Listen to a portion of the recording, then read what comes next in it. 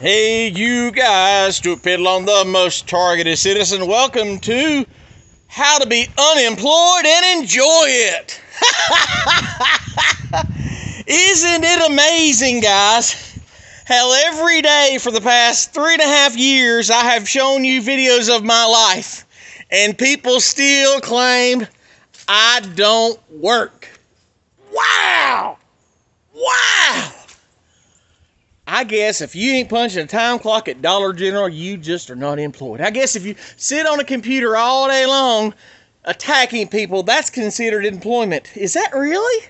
You see, because I've been self-employed my entire life. What do we do, Mason? Do we work, Mason? Yeah, we work. Huh? Trolls are so silly. And you guys have seen my catalog. You've been with me for a long time. Some of you guys have been here from the beginning through 3 or 4 different channels. You've seen every day I come out here. Now I don't have the. I have the fancy equipment. I have the GoPros. I got the computer. I've got all that stuff, but I'm not allowed to use it. It's all hacked, so I can't set up a what do they call that? A fast forward, a speed video where it shows me out here doing this and that and the other. But when I say I'm going to do this, and then I come back on the video and it shows it's done. What do? We hire stunt doubles to come in and do the work? Stunt doubles, Mason. Stunt doubles. Or you do it all. You're right, guys. I'm the abusive dad that makes him do all the work and I just stand here and beat him with a whip, right? We use belts around here. We don't use whips. Thank you very much. So funny. So, in my unemployed life yesterday, I got up, pulled the transmission pan. I guess I got to show the pan because nobody believes me. Here's the transmission pan. Magnet. Transmission pan for my Ford Ranger. What we're trying to do today is trying to show you how to possibly gain a little bit more life out of your old transmission. This is a 1988 Ford Ranger. It's got the 2.9 liter V6. An awesome motor. This truck has 74,000 original miles. When I got the truck, it had 40,000 miles on. I purchased it for $700. The transmission, the reverse of the transmission had gone out. A young boy bought it from the second owner. The second owner was a truck driver who never drove it. The first owner was an old man that never drove it. So the young man gets the vehicle. When he gets it, it was a bunny trap. There's a pit. I think he told me he paid $2,500 for it when he got it. When he got it, he said he did the heads, he did the water pump, did a timing chain.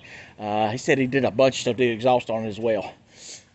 When the reverse went out in this good little truck, and mind you, it is my fault because I have to use it. This truck did not have a dent in the whole entire vehicle. Not one dent. And I am ashamed to say that it's beat up because of me, because I actually do use it. But when the reverse went out and the young man was like 17 years old, he said, I just can't put any more money in it.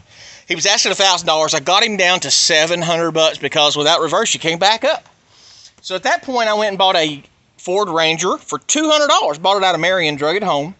And then we realized that there were several different transmissions. It was the wrong transmission for this application. So I went ahead, dumped that truck, sold it, got money. I think I sold it for $500 after that. Got my money back, went and bought another car. I bought another truck. It was a really nice, looked just like this, except it was extended cab, 2-wheel drive, 87 or 88. Same truck, more or less. I wish I would have kept that and built it because it was an extended cab. But it had 120,000 miles on it, and the guy told me the motor was weak and it smoked. I drove it, and the motor was weak and it smoked. I probably could have fixed it and been just fine with it. Probably could have been fixed and done fine, but this one didn't have the 40,000 miles. So what I did, I went ahead and pulled the transmission, and I think I needed the fuel tank and the lines out of that truck. So I pulled the transmission, the fuel tank, and the lines out of that vehicle, put it into this one, and the transmission, of course. Put it in here. That truck had 120,000 miles on it. This had 42,000 miles when I put that transmission in. Now with 70,000 miles, that's 30,000 more miles. That's 130 and 20 is 50. So that means this transmission has 150,000 miles.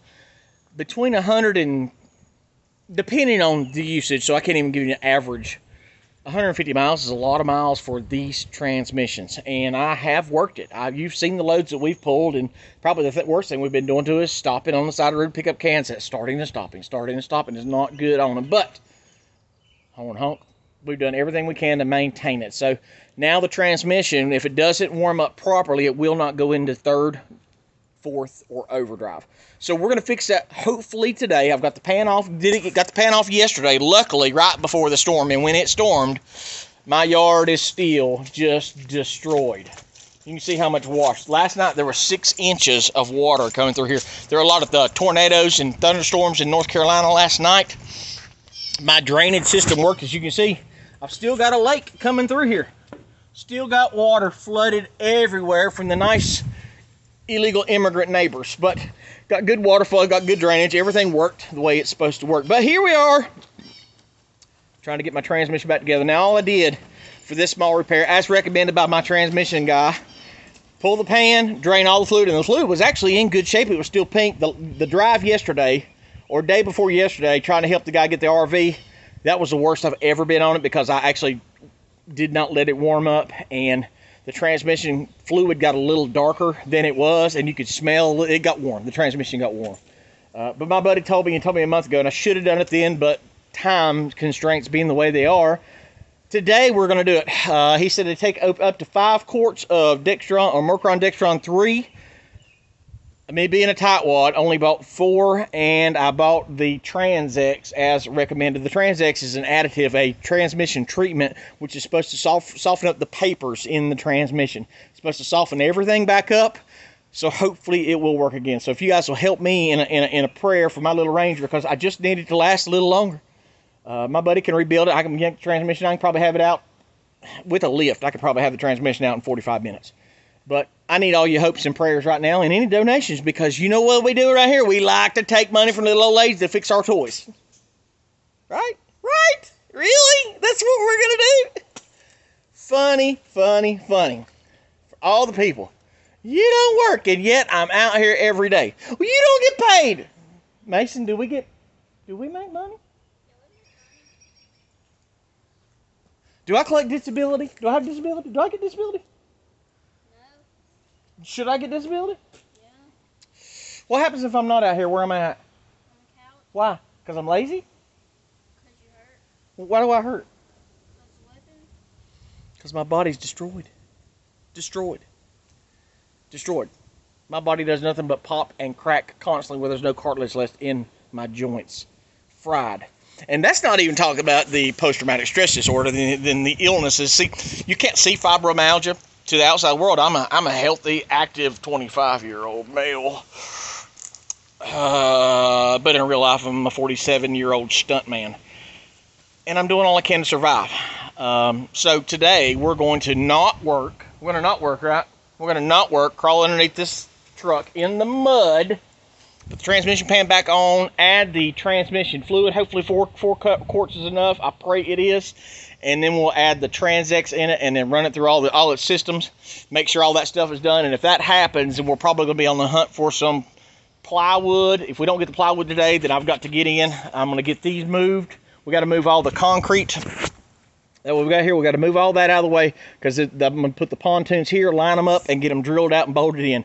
Hopefully by Sunday, I can have these pontoons ready to go. Hopefully by Sunday, I can have these things drilled out, bolts plated up, have them all positioned the way they're supposed to go, put them in line to get ready to go to the lake within the next 2 weeks. The next bit of fabrication I need to do, I've got to buy more metal. I'm watching a lot of these boat dock builders on TV, and they're using all these high-dollar bracketry just for a dock that sits on the side of a bank, and they're only getting a little bit of tide. My boat's gonna have to be even stronger than that, so I'm gonna have to build, probably weld plate steel. Remember, I've got that steel plate here. Where'd that steel plate go, Mason? Is it here? Wow, it looks like it's just disappeared, don't it? Where's it at? Okay, got to take this steel plate, cut it up, and start welding angle brackets into that. So I've got some corner plates to keep everything together and tight, keep it from moving. Wherever I don't have a steel plate, then I'll have a cross beam of 2 by 10 by 3 or 4 inches, just to keep everything from moving. The least little bit of wiggle it gets bigger and bigger and bigger. Just like the jaws of the trolls. Once they start popping their mouths off, them gums are forever bumping. bunch of gum bumpers out there in the crowd. Anyway, thank you guys for your support. I'm Stuart Pittler. I'm the most targeted citizen. Like, share, and subscribe. Pray for me, pray for my family, pray for your purpose. You'll see me here shortly as we work on stranger danger. See ya.